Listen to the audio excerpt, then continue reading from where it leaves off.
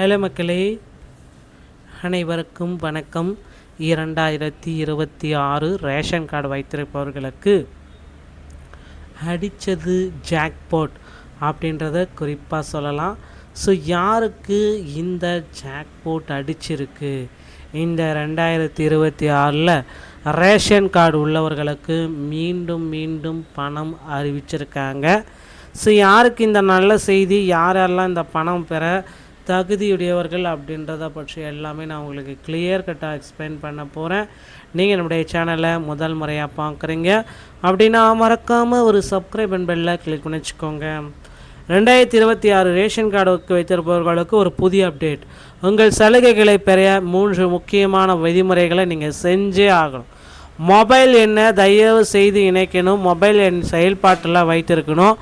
புதிய கார்டு மற்றும் சலுகைகள் இந்த பற்றி தான் நான் உங்களுக்கு கிளியராக சொல்ல போகிறேன். கலைஞர் கனவு இல்லம் குறித்த ஒரு முக்கியமான கட்டுரை பற்றி இந்த வீடியோவில் உங்களுக்கு நான் ஷேர் பண்ண போகிறேன். ஸோ ஃப்ரெண்ட்ஸ் அண்ட் ஃபேமிலிக்கு மறக்காமல் இந்த வீடியோ பதிவு ஷேர் பண்ணி விடுங்க.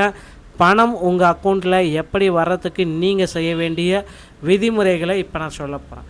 மொபைல் எண் கண்டிப்பாக உங்கள் இதை கூட இணைக்கணும். தாலுகா அலுவலகத்தை அணுகி உங்கள் ரேஷன் கார்டில் மொபைல் எண் இணைக்கப்படவில்லை என்றால் அதை கிளியராக இணைச்சி கொள்ளுங்கள். உடனடியாக பகுதி தாலுகா அலுவலகத்துக்கு சென்று இந்த பதிவை பண்ணணும். 12 24 மணி நேரத்தில் ஒரு அப்டேட் கிடச்சிரும். நீங்கள் விண்ணப்பித்த முதல் 12 முதல் 24 மணி நேரத்துக்குள்ளார உங்கள் மொபைல் எண் கார்டின் இணைக்கப்பட்டுவிடும், ரேஷன் கார்டில் இணைக்கப்பட்டுவிடும். ஸோ உறுதிப்படுத்துதலுக்கு உண்டான குறுஞ்செய்தி 24 மணி நேரத்துக்குள்ளே வந்துடும். வெற்றிகரமாக இணைக்கப்பட்டவுடன் உங்கள் மொபைல் எண்ணுக்கு உறுதிப்படுத்துதல் மெசேஜ் அலர்ட் வந்துடும். ஓகேங்களா? இதன்படி தான் நீங்கள் அடுத்தடுத்த அமௌண்ட் எல்லாமே பெறது எல்லாமே இதன் மெசேஜ் மூலமாக தான் உங்களுக்கு வரும். மொபைல் எண்ணை செயல்பாட்டில் வச்சுருக்கோங்க. ஸோ மொபைல் எண் பார்த்திங்கன்னா ரீசார்ஜு மெசேஜ் போகிற மாதிரி எல்லாமே ஆக்டிவாக வச்சுக்கோங்க. மொபைல் எண் எப்பொழுதும் செயல்பாட்டில் இருக்க வேண்டும். அப்பொழுது தான் கடையில் பொருட்கள் வாங்கும் பொழுதும் அரசு அறிவிப்புகளை வெளியிடும் பொழுதும் உங்களுக்கு குறுஞ்செய்திகள் வந்தடையும்.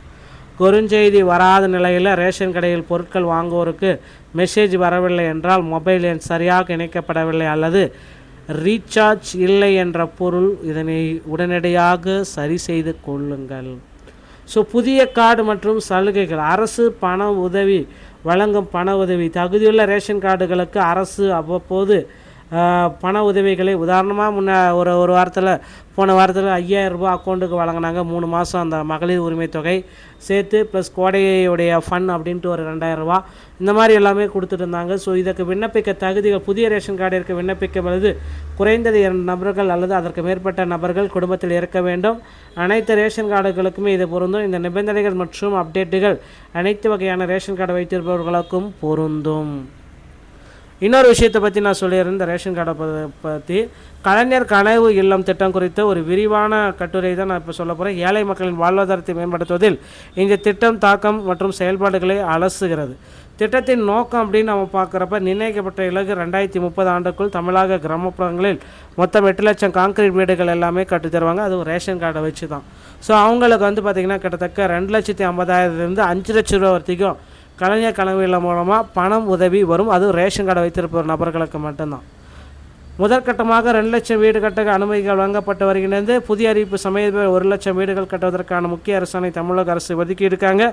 ஒரு வீட்டிற்கு 3.50 லட்சத்துலேருந்து 5 லட்சம் வரை நிதி ஒதுக்கீடு செஞ்சுருக்காங்க. ஸோ இதை பார்த்திங்கன்னா பயன்படுத்திக்கோங்க. இந்த திட்டம் பார்த்திங்கன்னா உங்களுக்கு ஒரு பெரிய அப்டேட்டை கொடுக்கும்.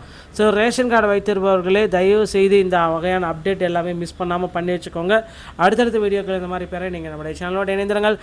மீண்டும் ஒரு நல்ல தகவலோடு நான் உங்களை சந்திக்கிறேன். நன்றி, வணக்கம், தேங்க்யூ.